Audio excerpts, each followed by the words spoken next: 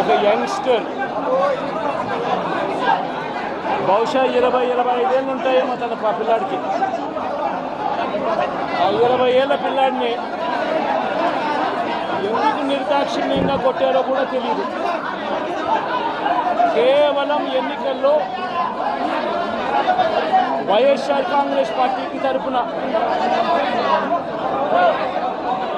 తాను ఓటు వేశాడని, వైఎస్ఆర్ కాంగ్రెస్ పార్టీకి సంబంధించిన కుటుంబానికి చెందిన వ్యక్తిని